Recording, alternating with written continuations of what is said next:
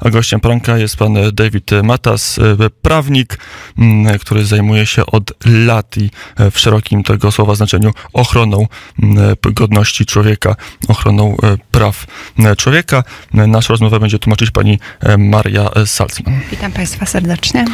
Dobry, no to let's take the first question. Zacznijmy od pierwszego pytania. Kiedy pan się spotkał z problemem, pierwszy raz pan usłyszał o problemie handlu organami ludzkimi, nielegalnego handlu w wymiarze światowym w Chinach? First question is when did you come across the organ harvesting, illegal organ harvesting in China?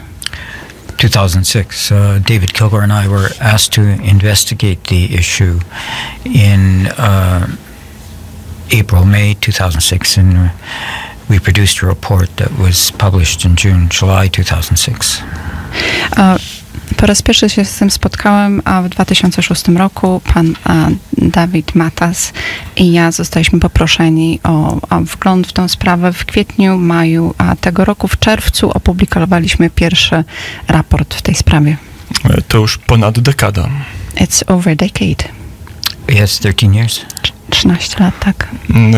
Początek było zobaczenie skali. Pan od razu sobie zdawał sprawę, z czym ma do czynienia, z jaką skalą zbrodni, być może zbrodni ludobójstwa ma pan do czynienia. Did you realize the scale of it from the beginning? Did you realize it might be genocide?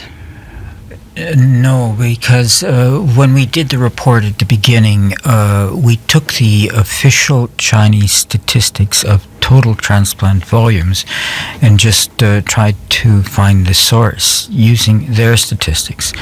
It's only in 2016 where we actually looked at the actual volumes as opposed to Chinese official statistical volumes, and it's only then that we realized the scale. Nie, bo w 2006 roku jedyne, co braliśmy pod uwagę, to były statystyki, oficjalne statystyki chińskie.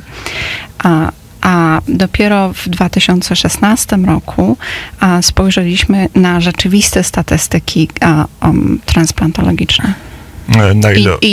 I zauważyliśmy, że to jest skala ludobójstwa. Na ile one się różniły? O jakiej skali zbrodni mówimy? What is the difference in the statistics and what scale of crime is it? The Chinese official figures were 10,000 transplants a year, and in 2006 we were looking to see where those 10,000 came from.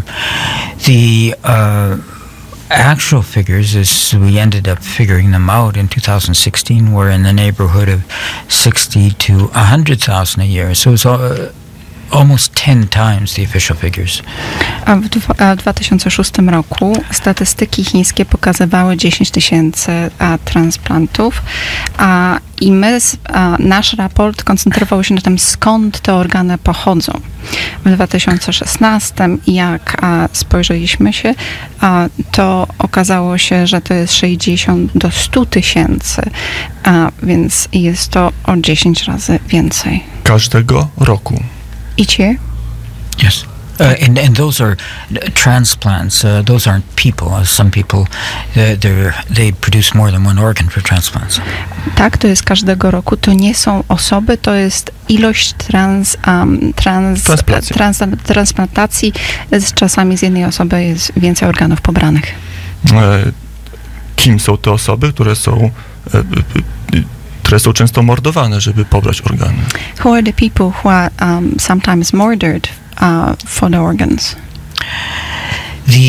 There were some prisoners, common criminals, sentenced to death and then executed through organ extraction, but the bulk of them were prisoners of conscience, primarily practitioners of the spiritually based set of exercises, Falun Gong, but also Uyghurs, Tibetans, and house Christians. Wśród nich są kryminaliści, którzy są którzy są zabijani przez właśnie przez pobranie organów. Większość są to zbrodnie, więźniowie sumienia. Większość z tych są to praktykujący starożytny system medytacji Falun Gong, Urgowie, Tybetańczycy, jak również chrześcijanie domowi, podziemni. Chrześcijanie również padają ofiarą tych zbrodni. To jest na pana wiedzę system, który jest odgórnie sterowany, to jest mechanizm, który stworzyły władze chińskie i go realizują? Is it machinery from the government? Is it a systematic machine? Is it systematic order? We haven't found an actual order to do this, but the institutions that do it are state institutions. Obviously prisoners of conscience, they come from the prisons, the state prisons. The hospitals, many of them that do the transplantation are military hospitals that are engaged in for-profit business of selling organs, and even the civilian hospitals are state civilian hospitals, so it is institutionalized. Nie znaleźliśmy dokumentu jako takiego zarządzającego to, ale więźniowie sumienia są pobierani z więzień. Szpitale są, a w większości są to szpitale wojskowe, które sprzedają za pieniądze organy, jak również cywilne szpitale są szpitalami rządowymi, więc jest to systemowa procedura. I should add that although there's nothing specific that says kill these people for their organs, there is something about specific about Falun Gong. There's a state order, a Communist Party order, to destroy them physically. As part of the campaign against Falun Gong, it was ruin their reputations, bankrupt them financially, to destroy them physically. So this is part of it. Nie ma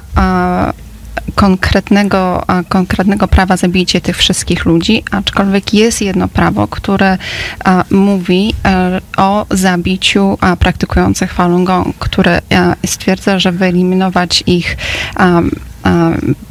zbankrutować i wyeliminować fizycznie. Także, żeby ich w oczach społeczeństwa oczernić. W takim wypadku pytanie, jeżeli mamy do czynienia z Falun Gong i z oficjalnym rozkazem, żeby tą organizację zlikwidować także fizycznie, czy proces handlu, czy proces nielegalnych transplantacji to jest tylko element merkantylizacji politycznego rozkazu, czy decyzji politycznej, żeby tą grupę wiernych usunąć z Chin? Nie rozumiem słowa merkantylizacji. Czyli spieniężyć.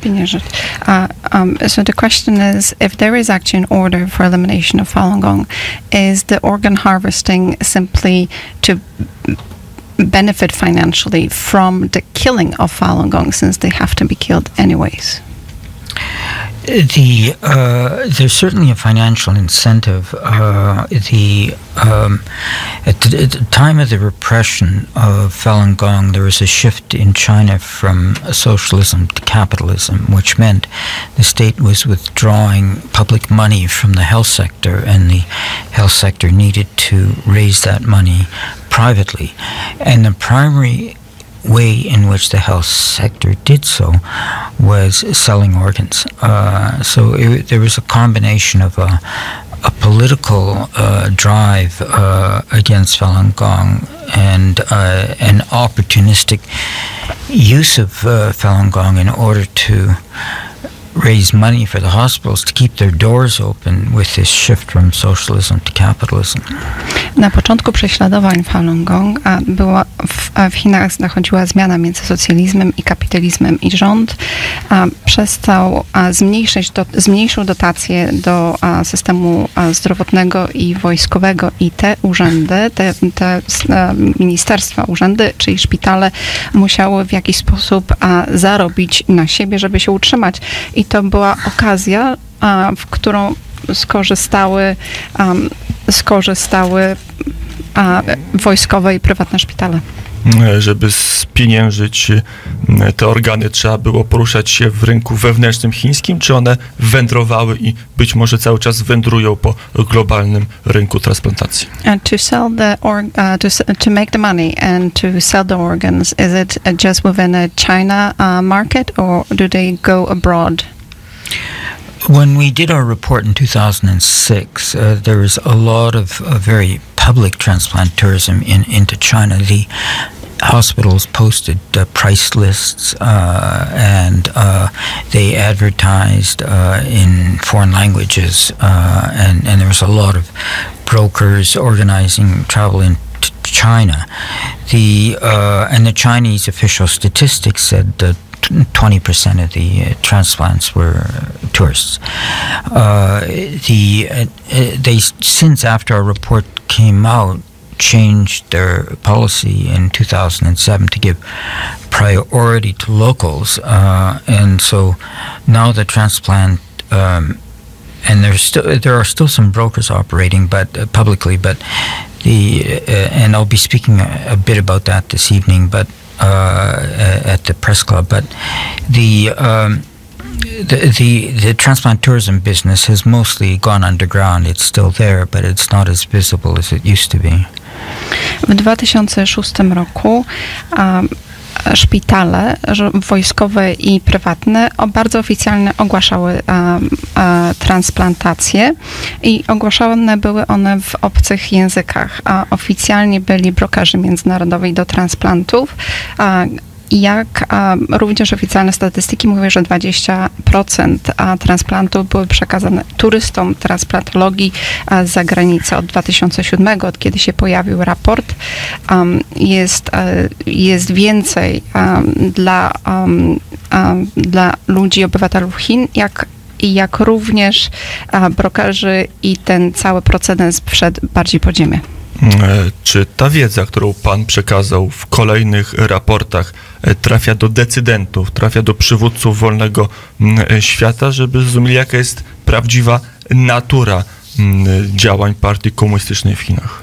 Is the information that you put in your report actually reaching the dissidents of governments around the world? Is there actually impact on what the laws and things change from the other countries? Yes, there has been a change in the last 13 years. A number of countries have enacted legislation to deal with this problem. Israel, Spain, Taiwan, Norway. There's now a treaty, a Council of Europe treaty dealing with the issue.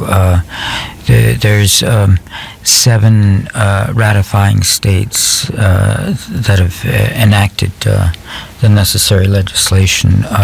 17 other signatory states, including Poland, that have indicated they would do so.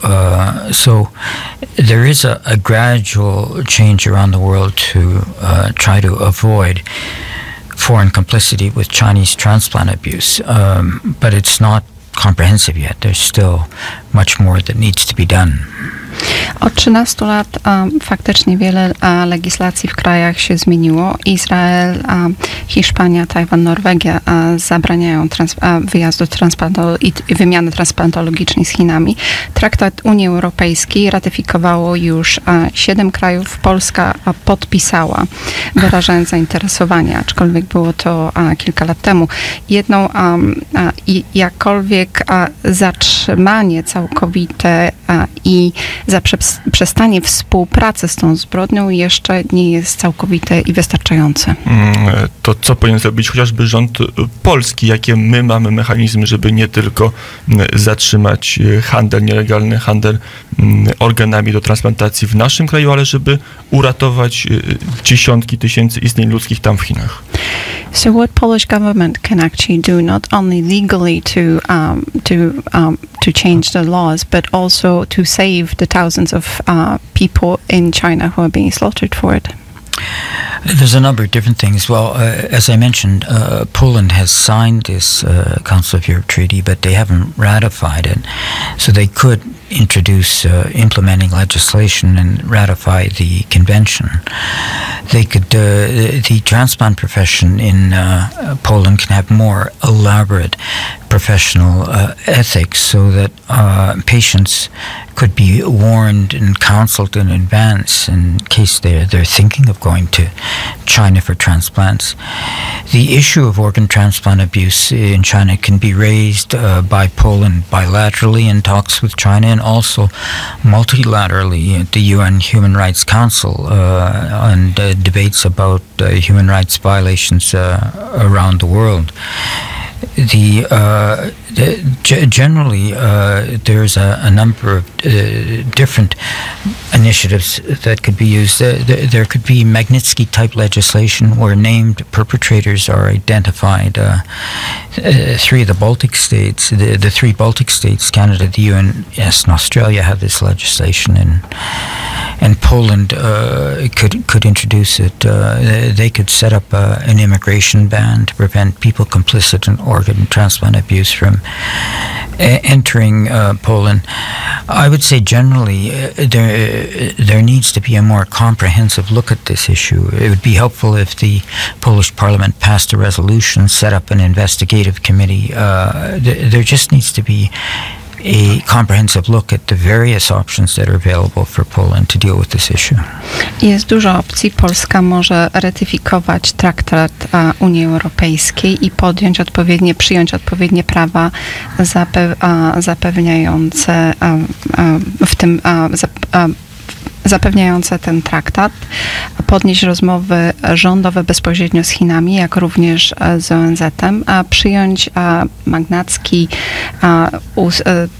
prawo, które identyfikuje zbrodniarzy i zakazuje im wjazd do kraju, jak również bardzo kompleksowe podejście do tego. Parlament może podjąć ustawę.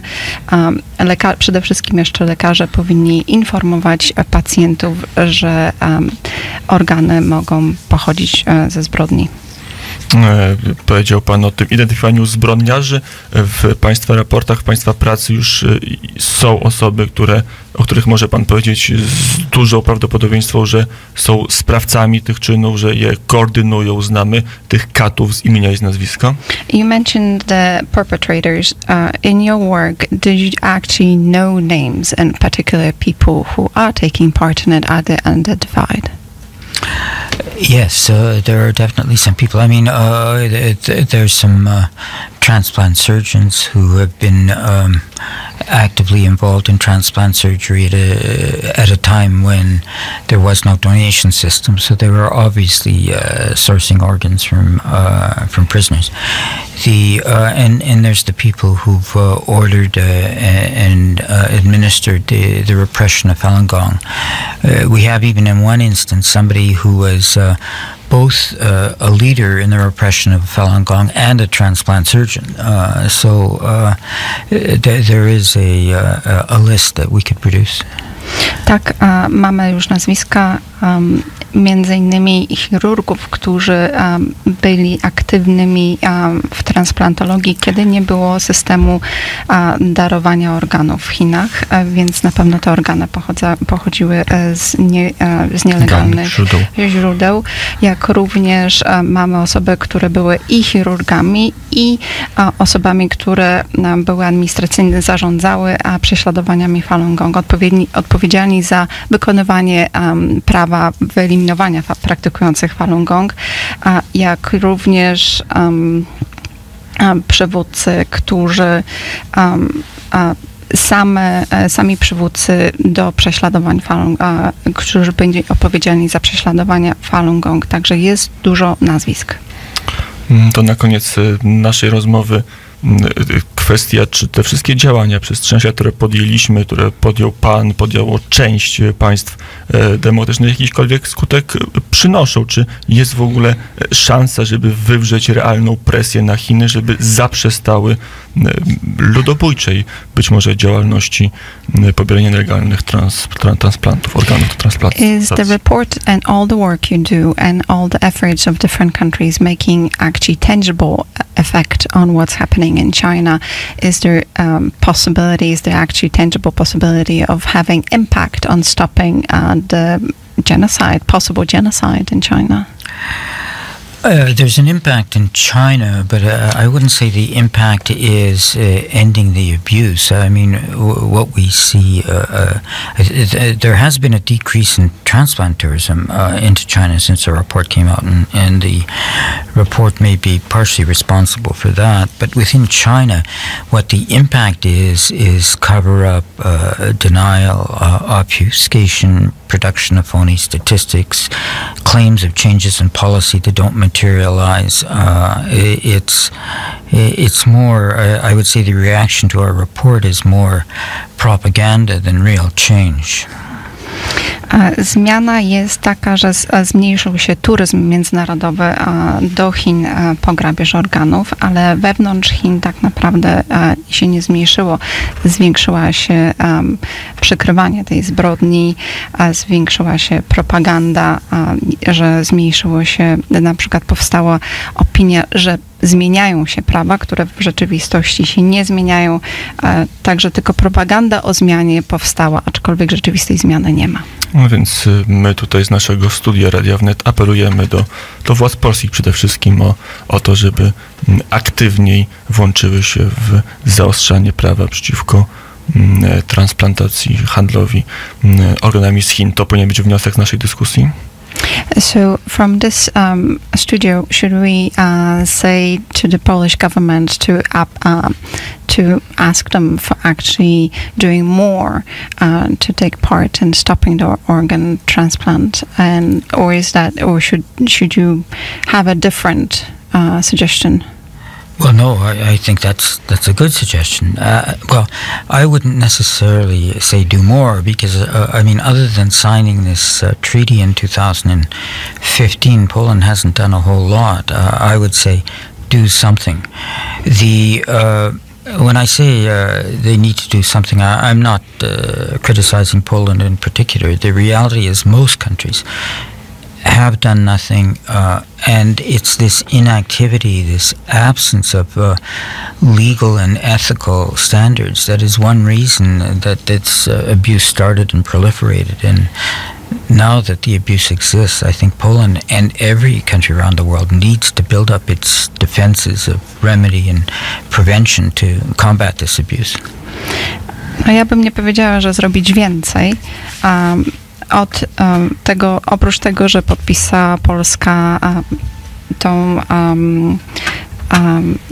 ten traktat, to nie zrobiła tak naprawdę, to rząd polski nie zrobił tak naprawdę nic. Ale nie krytykuję Polski, bo tak naprawdę większość krajów na świecie nie zrobiła nic, żeby zaprzestać. I to właśnie nierobienie niczego przeciwko spowodowało większe szerzenie się tego faktu, tych transplantologii i tej zbrodni tak naprawdę w Chinach. Więc apel jest do wszystkich krajów, żeby skończyły współpracowanie, branie udziału w tej zbrodni. A my chyba z czystym sumieniem możemy się pod tym apelem podpisać. And we just sign up for what you just said. We agree with that. David Matas, prawnik, obrońca praw człowieka, był Państwa gościem. Dziękuję bardzo za rozmowę. Thank you very much. Thank you.